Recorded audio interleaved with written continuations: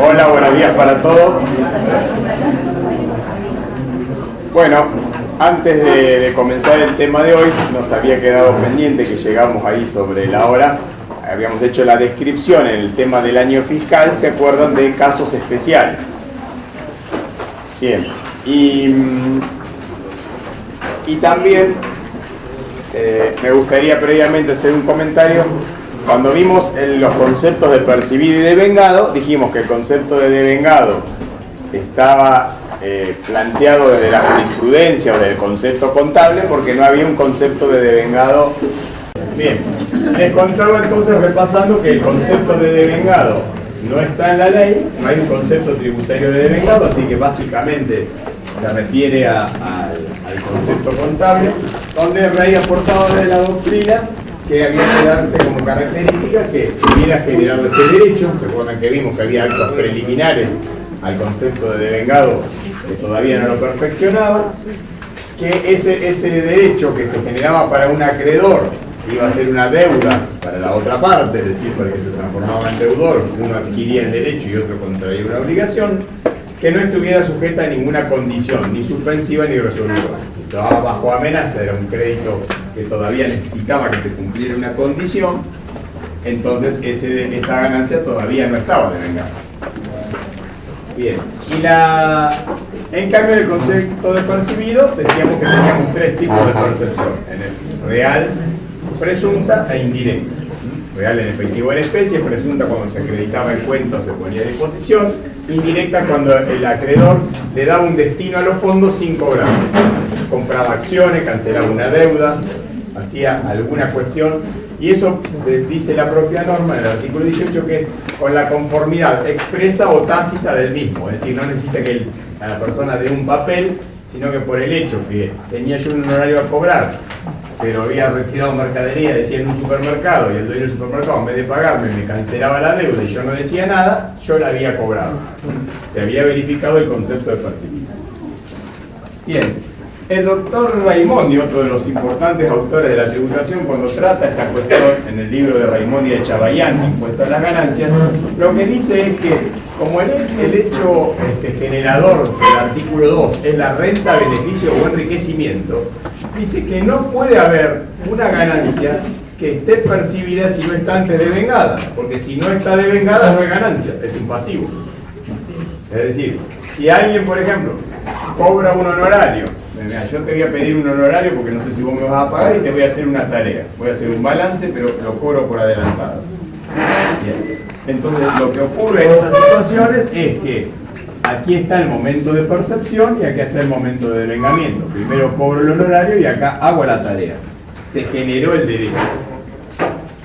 Bien, entonces, para Raimondi y Chabayán dice que no puede haber momento de percepción si no hay devengamiento previo, porque si no, no hay renta. Aquí había un pasivo. Bien, y esto se discutió y se ventiló justamente en un caso de un conocido de todos nosotros, el fallo Tinelli Marcelo Hugo.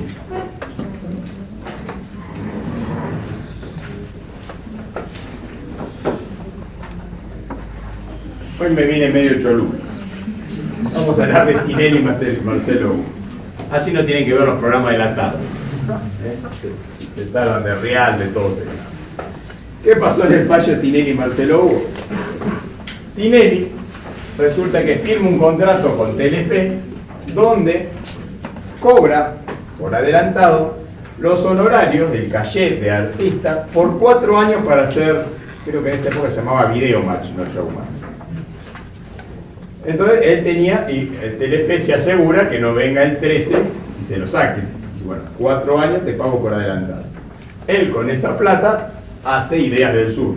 Aprovecha ese dinero para armar su propia productora. De otras cosas, no es que me contó a mí lo que hacía, pero ahí aparece la productora de él. Antes él lo hacía con la producción propia de Telefe. Entonces él cobra los 4 años, acá, pero después ¿qué tenía que hacer? Tenía que trabajar 4 años, tenía que aparecer en la pantalla 4 años.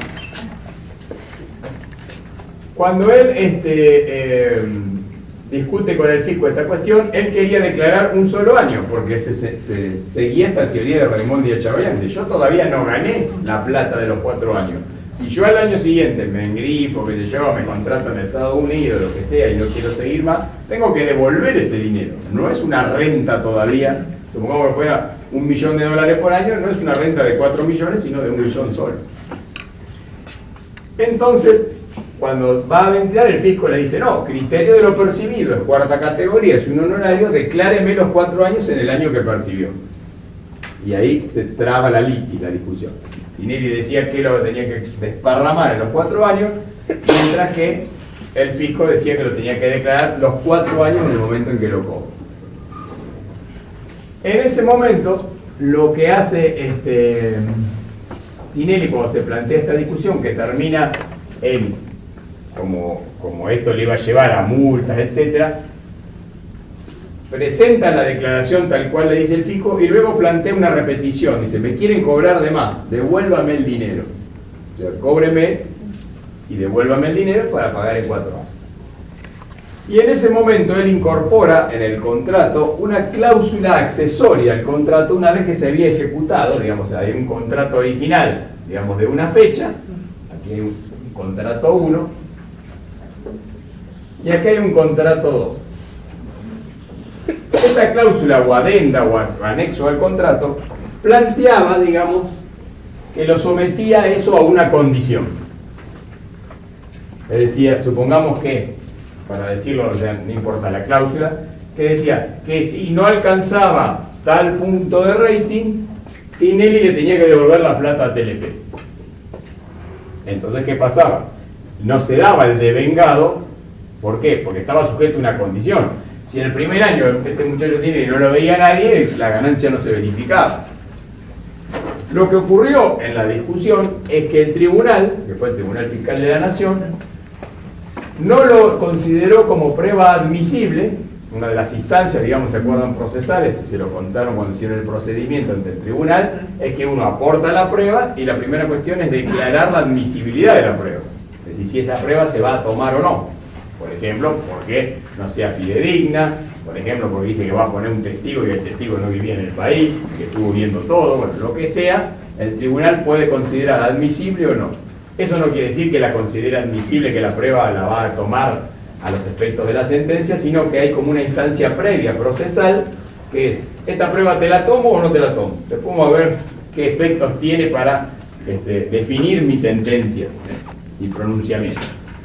Y entonces, en ese caso, este contrato 2, que lo ponía esto bajo condición, fue considerado inadmisible por extemporáneo, porque decía, este contrato se incorporó a partir de que ya había venido la FIP a plantear la litis. Entonces me dice, no, este contrato no lo tomemos. Bueno, entonces, se traba la discusión y el tribunal falla a favor del fisco.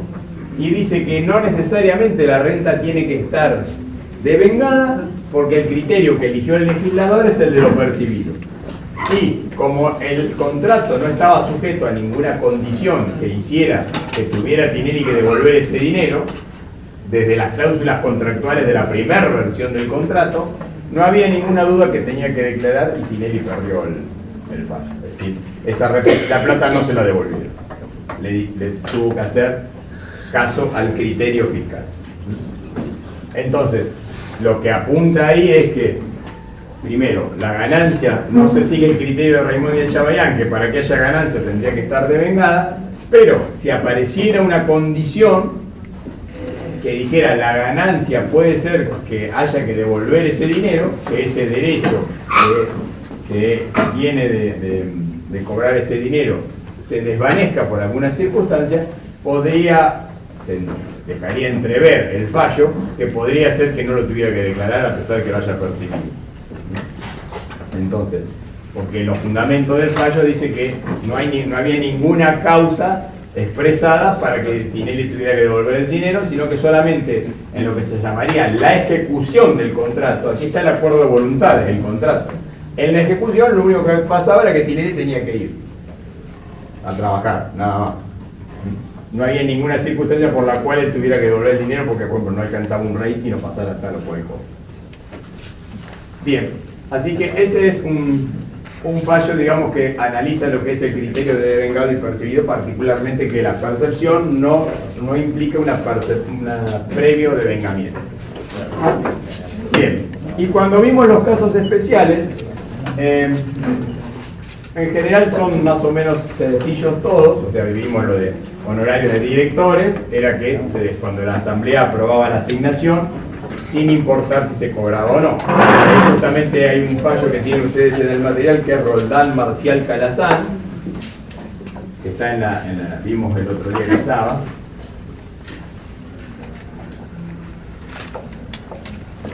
Donde ese fallo en realidad no tendría tanta aplicación hoy, o no tendría aplicación hoy, porque era un caso donde se habían recibido anticipos de honorarios y la discusión era si estos anticipos de honorarios, cuando seguían el criterio de lo percibido, tenía que haber sido retenido por el mismo problema, digamos, un poco de Tinelli.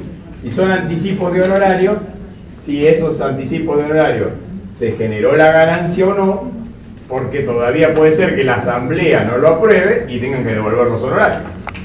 Esa sería la consecuencia. O que los anticipos son por 1 millón y la asamblea te aprueba 500.000, tenés que devolver 500.000. Este fallo, digamos, se ha desactualizado. ¿Por qué? Porque ahora, como es un caso especial, lo que dice, y creo que a la luz del fallo un poco surgió el cambio de la legislación, que la asamblea aprueba el honorario y ahí ya se devengó. Ya el director no tiene que devolver, o a lo sumo tendrá que cobrar más si no tuvo anticipo suficiente de lo aprobado, y en este año fiscal se va a declarar. Esto también juega con el criterio de lo que vimos el otro día de planificación fiscal del año fiscal, la definición del año fiscal. Fíjense que si yo, por ejemplo, tengo un cierre de ejercicio en agosto, ¿cuál es el plazo que marca la ley de sociedades para que se celebre la asamblea? Después de la fecha de cierre, ¿se acuerdan? 4 meses. O sea que yo tengo justo hasta el 31 de diciembre para hacer la asamblea. Entonces, si yo hago la asamblea acá, vamos a ver que, considerando en general en nuestra empresa PYME, que el director es también el accionista, o sea que no hay una relación tan independiente entre el director, no hablemos de una mega empresa. La asamblea va a deducir como gasto, por lo devengado, los honorarios, porque dijimos que el criterio de imputación de la renta es el mismo que para los gastos. Si la empresa que le paga los honorarios es un sujeto indudablemente de la tercera categoría, sigue el criterio de devengado. Entonces, la empresa ganó 1 millón, la sociedad A ganó 1 millón de pesos, y acá fijamos en la asamblea honorarios por 400.000. Entonces, vamos a ver después del primer parcial, en realidad, que de estos 400.000, el artículo 87, inciso J, establece que el honorario no puede superar el 25% de la ganancia impositiva después de impuesto a la ganancia. O sea que no puedo ponerle 1 millón de honorario y pagar 0 a la sociedad. ¿Está claro? Tiene un límite. Pero supongamos que el límite fuera 200.000. Este sería el máximo deducible por la sociedad. Y los otros 200.000 serían no deducibles. Pero ahora no vamos a aprender el límite, vamos solamente a marcar ese concepto.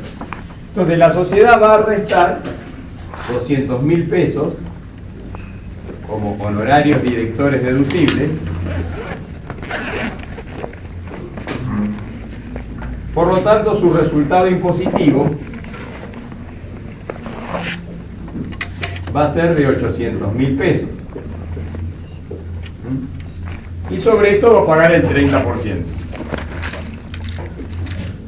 Ahora, el director va a declarar estos 200.000 pesos como una ganancia de 4ª categoría del artículo 79, pero que sigue el criterio de lo devengado, es decir, se declara en el año que se aprueba. No importa si estos 400.000 pesos se cobraron antes o se van a cobrar el año que viene. El director los tiene que declarar sí o sí. ¿Y por qué pongo 200.000 pesos? Porque en principio, si la sociedad pagó el impuesto, como vamos a ver acá, estos 200.000, como la sociedad no los pudo deducir, el director no los va a declarar, porque si no habría doble imposición. O sea que estos no deducibles son no computables para el director. Si la sociedad pudiera deducir los 400.000, o sea que se ahorraría de su ganancia 400, el director sí va a tener que poner todo lo que le tocó como ganancia. Pero aquí está visto y demostrado que se ve que hay una vinculación ya planteada en la propia ley, porque no lo pone como tarea separada. El director se ganó 400.000 y él disfruta de 400.000. ¿Por qué otro que gana 400.000 alquilando una propiedad va a pagar sobre todo y este va a pagar sobre la mitad? Porque considera como que son amigos entre el director y la sociedad. Porque esos 400.000 que el director va a considerar no computables, la sociedad los va a pagar el impuesto, porque no se lo deja restar y sacó un cheque de 400.000. La sociedad en realidad ganó 600.000, pero va a pagar impuestos sobre 800.000. ¿Por qué ganó 600.000? Porque tiene que darle 400.000 a los que laburaron para ganar ese millón, que son los directores. ¿Está claro el concepto? Entonces, ¿qué pasa? Como tenemos esta fecha, si yo tuviera la picardía de en vez de poner la fecha de cierre de ejercicio en agosto, la pusiera en septiembre, la asamblea se va a hacer en enero.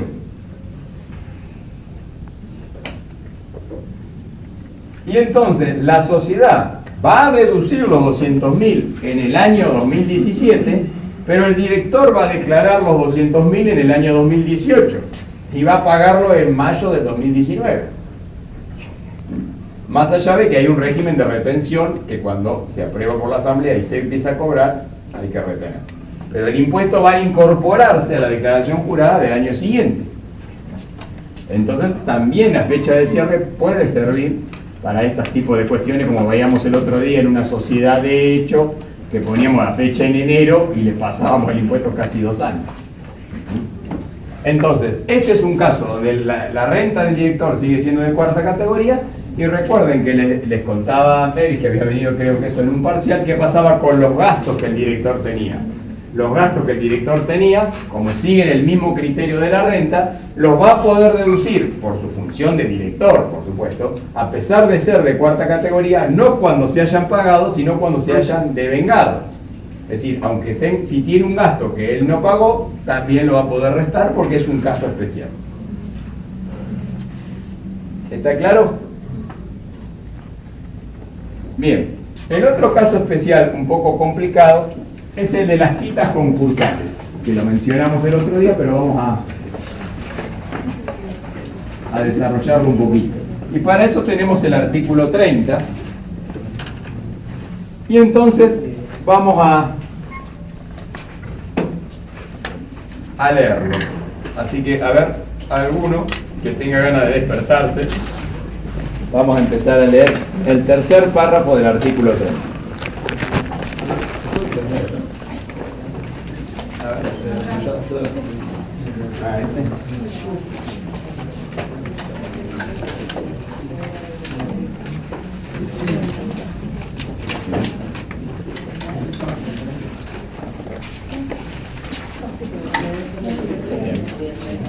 Una ayudita más.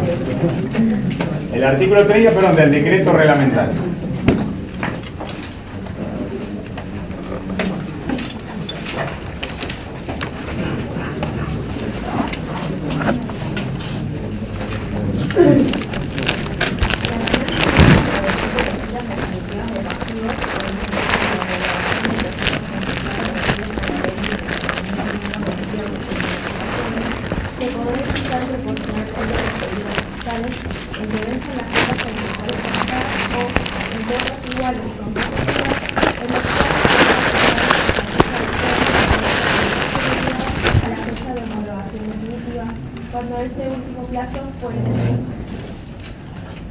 Bien, seguí porque tiene un límite ahí.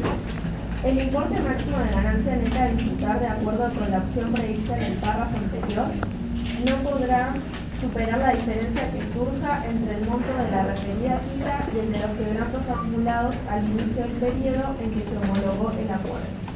Bien. Entonces fíjense, el caso que plantea acá es un concursado que tiene una renta que es porque él tenía un pasivo y le aprobaron una quita. O sea, él debía 1.000.000 de pesos y ahora debe 500.000. ¿Ganó plata o no ganó plata? Por supuesto que ganó, ya tiene menos deuda. Esa ganancia aprobada por la quita, los acreedores le perdonan la deuda porque no la puede pagar por su condición de concursado, representa una renta, beneficio, enriquecimiento, está el hecho imponible ahí apareciendo. Y entonces lo que le está planteando la norma es, bueno, está bien, que vos encima, que estás complicado, que estás en un proceso concursal, que no le pagaste a nadie, que te quieren matar desde el primero hasta el último los acreedores, no te voy a hacer sacar el impuesto a las ganancias, el 30% automáticamente, porque estás en una situación de dificultad. Entonces, la norma plantea esta situación que aun cuando podríamos decir que podría llegar a ser inconstitucional, porque está regulada en el decreto reglamentario, un caso especial que no tiene sustento legal, como es una dispensa que el decreto reglamentario le da, que el Poder Ejecutivo le da, nadie la va a impugnar, porque está bueno, en vez de declararla todo junta, lo voy a declarar en cuotas, entonces nadie ha discutido la constitucionalidad de esto, salvo algún muy ortodoxo tributarista que diga no, esto no puede ser. Pero el fisco nos dice, no, esto es inconstitucional, páguemelo al contado. No lo hace. Entonces, tenemos la quita concursal, el proceso comienza, entonces, perdón, apertura del concurso, ¿no es cierto? Luego viene la verificación de créditos,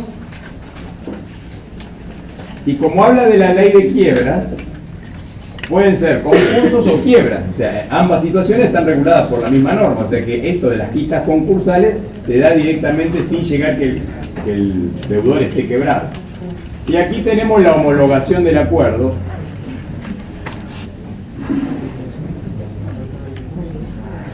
donde se puede disponer una quita o una espera.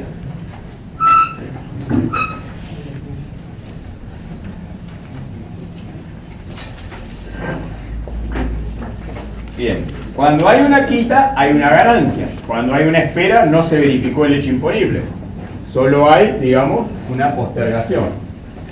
Y acá, cuando hay una espera, ¿podremos aplicar el devengado exigible? Pide 8 años. En realidad, supuestamente no. ¿Por qué? Porque esa espera es de una renta que se generó en un año fiscal antes y el deudor tuvo que, no la pagó, y entonces la renta ya se declaró.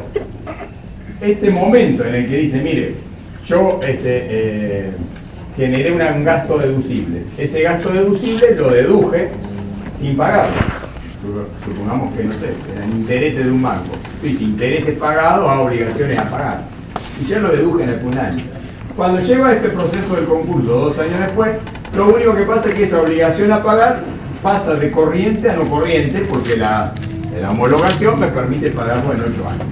O sea que aquí no hay ningún hecho imponible de renta. El patrimonio del deudor no aumenta ni disminuye. Y el del acreedor tampoco, monetariamente.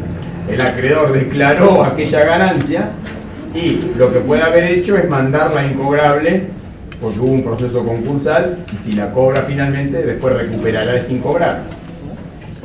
Ahora, si tiene una quita, sí, ahí hay una ganancia. El deudor no va a pagar nunca esa obligación que contrajo.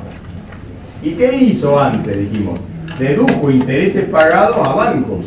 O sea que quitó del impuesto a la ganancia los intereses que devengó.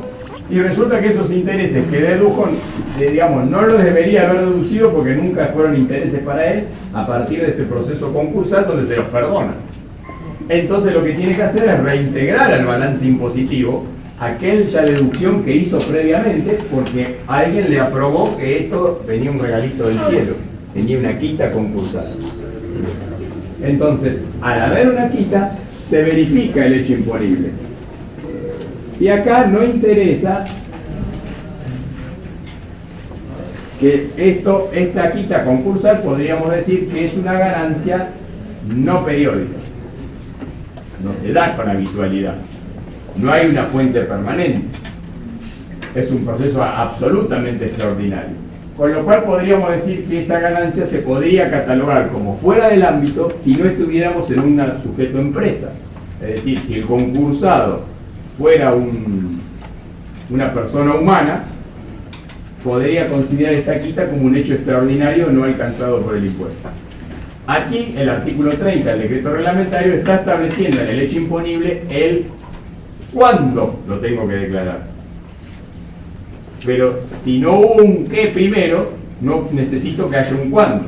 Entonces, si es una persona humana, no se verificó el hecho imponible, que no importa cuándo declarar, sino declarar nunca. Pero si se trata de un sujeto que sigue la teoría del balance, que es la mayoría de los que están enfrentando un proceso concursal son empresas, como no importa la periodicidad o no, esta ganancia va a estar alcanzada por el impuesto. Se verifica el hecho imponible en el artículo 2, apartado 2. Aun cuando no sea habitual y no esté en las categorías.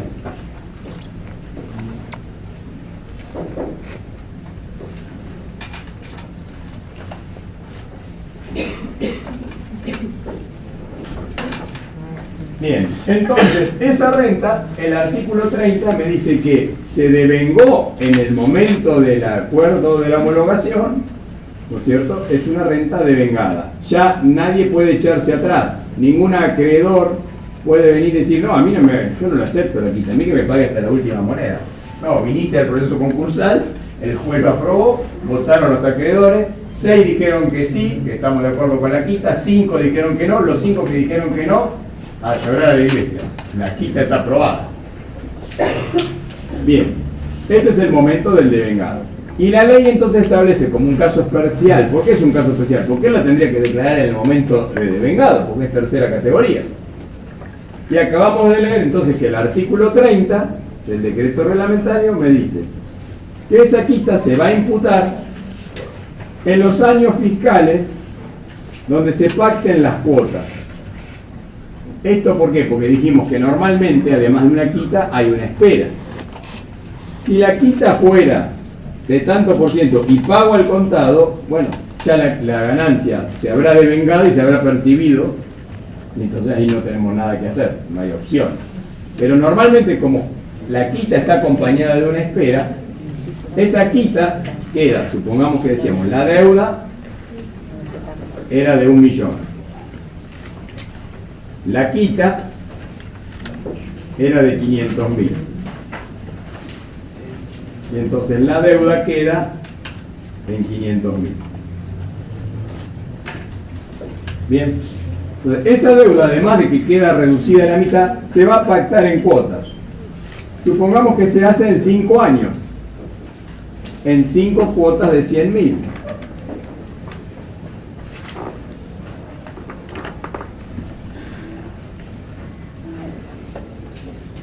O en 3 años o lo que sea.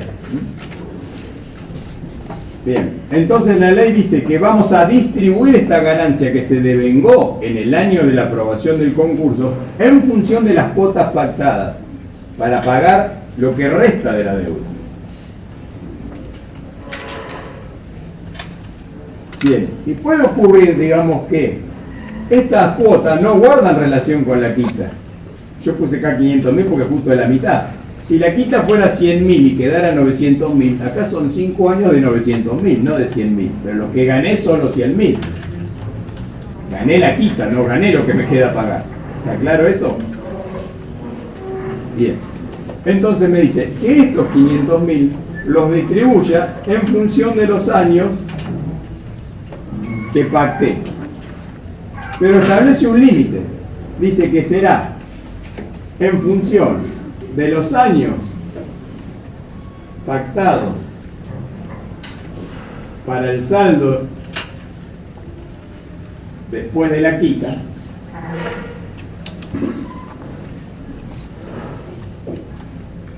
o hasta en 4 años, si este plazo es mayor.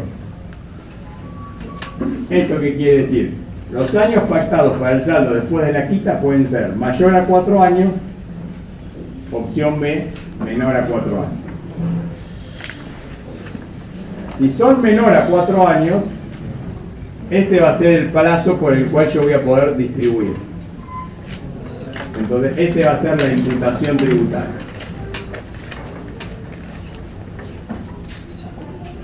Si es mayor a 4 años, no. Voy a venir acá. El máximo es 4 años. Si a mí me dan, además de la quita, 8 años o 20 años para pagar, solo lo voy a poder desparramar la renta en hasta 4 años. ¿Está claro? Es lo que leía la compañera. Decían, o hasta 4 años cuando este último plazo fuere menor. ¿Menor a qué? Al pactado, que el pactado es 4, 5, 6, 7 o 2. Bien, pero a su vez se establece un límite. Es decir, primero tenemos aquí una cuestión que es cómo se desparrama en el tiempo la quita. Pero la segunda cuestión es que el monto que le vamos a poner a cada año está condicionado por lo que leía la compañera en el párrafo siguiente.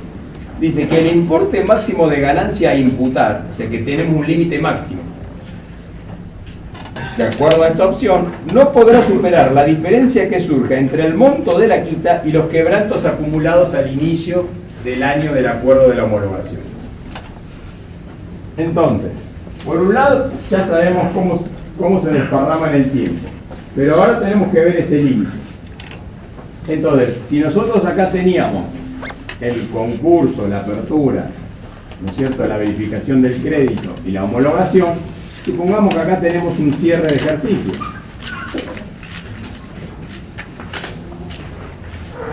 Bien, en este cierre de ejercicio hicimos la declaración jurada, y si este muchacho anda en problemas, está concursado, es muy probable que tenga quebrantos acumulados de ejercicios anteriores. Ahora vamos a ver cómo se trata. Es decir, supongamos que él viene mal y entonces en el 2016 pagó 0 de impuesto a las ganancias y acumuló un quebranto de 300.000. En el 2017, que es la fecha del concurso, también le fue mal y perdió 400.000. O sea que tiene quebrantos acumulados, hechos imponibles negativos, por decir así, por 700.000.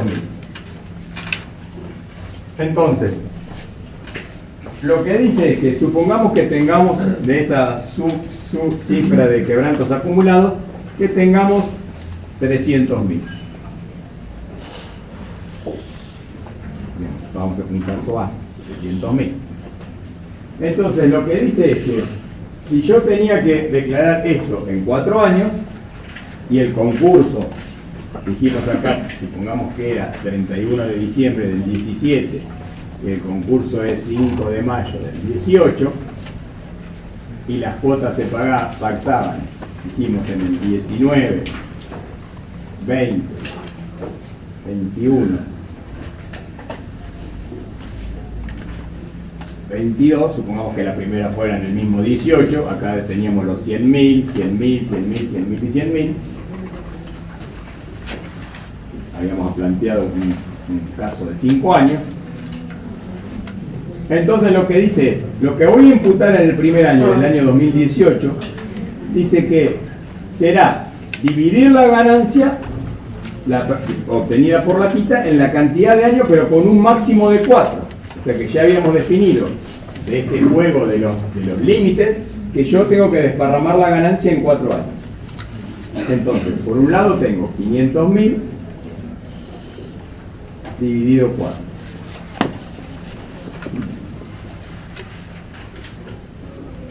Más de 100.000 sería 10. 125.000 por año. Bien, esto sería lo que voy a declarar como ganancia en hasta 4 años, a pesar de que tengo que pagar 100.000 en 5 años. Voy a ir más acelerado en la declaración de la renta. Ahora me dice, antes de saber si esta es la cifra definitiva, haga esta prueba, este control del límite máximo. Y entonces dice que primero calcule el monto de la quita, que era 500.000, menos los quebrantos acumulados al cierre del ejercicio anterior a la homologación.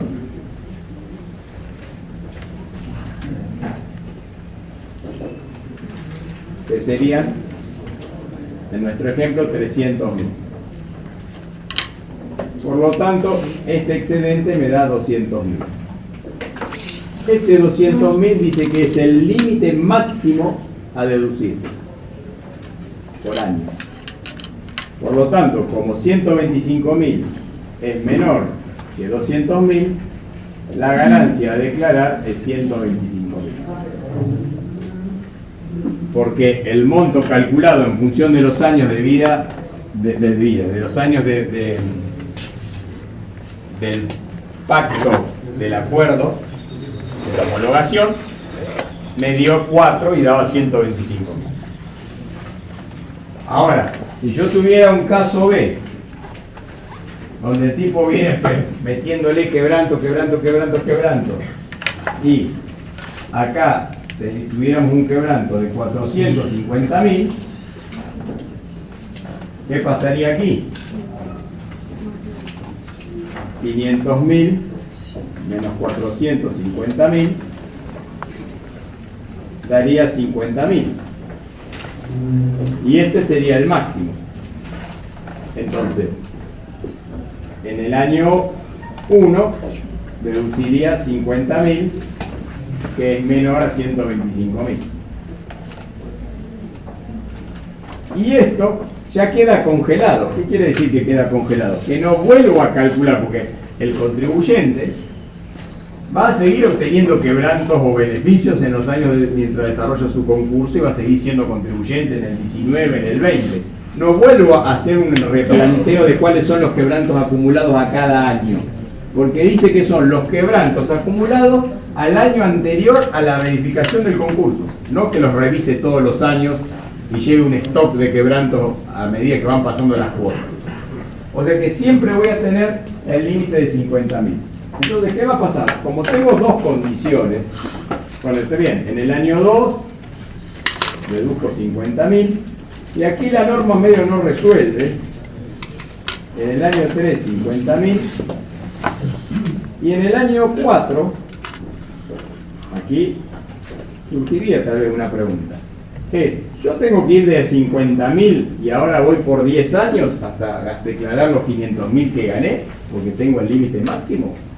Si hago eso, que estaría como cumpliendo lo del límite máximo, no estoy cumpliendo con que el plazo máximo es 4 años.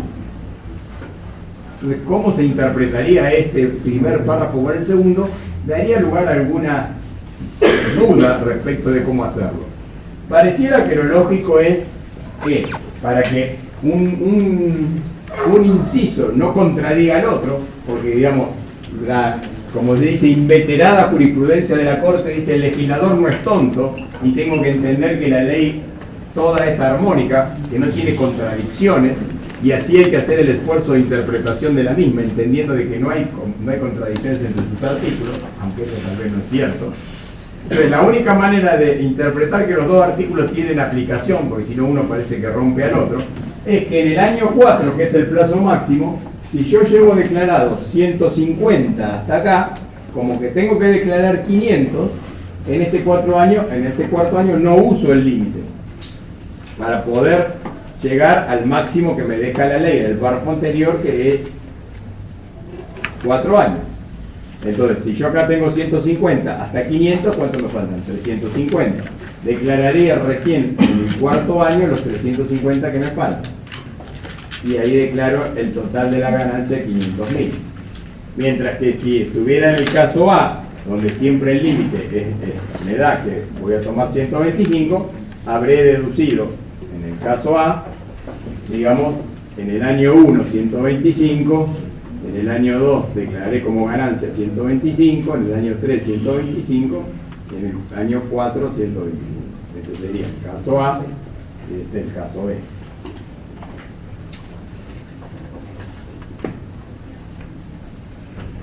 Algunos dicen que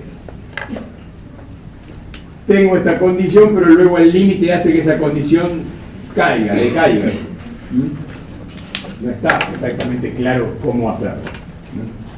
Pareciera que el legislador dice, no, yo no te voy a dejar bicicletearlo tanto, sino que al comenzar, como vos tenés quebrantos acumulados, te lo dejo patear hasta el cuarto año. Esa es una interpretación. Cuando venís con muchos quebrantos acumulados, estás en una situación peor que la de uno que no tenga tantos quebrantos acumulados, así que te espero un poquito más para que me declare la ganancia, pero nunca te pases de 4 años. ¿Y si el monto de quebrantos es mayor a...? Claro, si el monto de quebranto, acá voy a dar un ejemplo, si hacemos un caso C, que sería con quebrantos de 1.000.000, ¿qué pasaría acá? 500.000 menos 1.000.000 daría menos 500.000.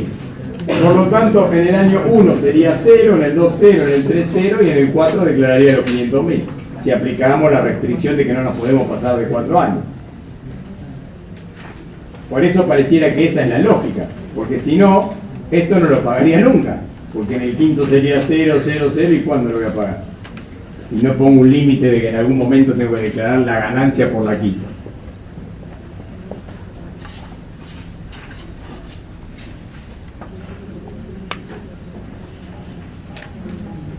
Pero ahí dijo cuando era el quebranto superior todo en el Claro, porque como el límite es 0, no me puedo superar de 0, bueno, entonces no declaro nada hasta que en el cuarto año digo 500.000 menos 0, en el último año van a 500. Con esto de las cuotas que se pactan, las voy a declarar está dentro del vencimiento de la cuota, por más que no se pague en su fecha. Si sigue el criterio de la... Sí, no, es cuando venza, porque fíjense que dice que se pacten o en cuotas iguales y consecutivas. ¿Esto qué quiere decir? Supongamos que yo haga un plan, porque el concursado puede decir esto, miren, estoy re mal, pero me tengo una fe ciega. Entonces, háganme este plan. De los 500.000 que queda, que acá puede ser 10 millones de pesos y la quita 100.000. Bueno, yo voy a declarar solo 100.000. Hagamos un plan progresivo. En el primer año pago 10.000 y en el último año pago 400.000. O sea, que el plan no sean cuotas iguales y consecutivas. Puede pactarlo. Porque casi sería más loco. O sea, déjame que me acomode un poco. Si vos enseguida me ahogás con pagar los pasivos, yo no puedo salir adelante. Bueno, entonces, dame más tiempo, déjame una escala creciente. Eso no hace que la quita se tenga que pactar en escala creciente, porque no tiene que ver la deuda con la quita. La quita dice cuotas iguales y consecutivas la ley. O sea que sin importar si este plan es así, normalmente son así, pero puede ocurrir que yo plantee una escala así, progresiva, siempre lo voy a dividir por 4 en términos iguales. ¿Por qué? Porque la ley no dice, como mejor dicho el decreto reglamentario, fíjense, dice, o en cuotas iguales y consecutivas en los 4 periodos fiscales. Como es una ganancia que se va a apropiar al año fiscal, solo basta con que haya una cuota que caiga en tal año fiscal para contar periodos fiscales. Y no importa si las cuotas son semestrales, trimestrales, hay 3 cuotas en cada año, 12 porque es un pago mensual o una sola. Porque eso tiene que ver con un proceso que es cómo voy a pagar el saldo de deuda. Y acá estoy viendo cómo trato la quita, que es la ganancia que tuve. Que es un poco independiente, digamos, de la deuda. Sí. Me dijo que si la quita eran 100.000 pesos, la deuda iba a ser 900. Sí. Y que esos 900 sube lo podía pactar en cuotas irregulares, digamos. ¿Pero por qué se divide los 900 y los 100? ¿Tu ganancia son los 100? No. Acá porque dio la casualidad. Si yo acá tenía 100 y acá 900, yo voy a desparramar 100. Siempre voy a desparramar 100. Sin importar si estos 900 pongo todas cuotas de 90.000 o una de 10.000 y otra de 180. Lo que siempre voy a repartir es la quita que es lo que gané.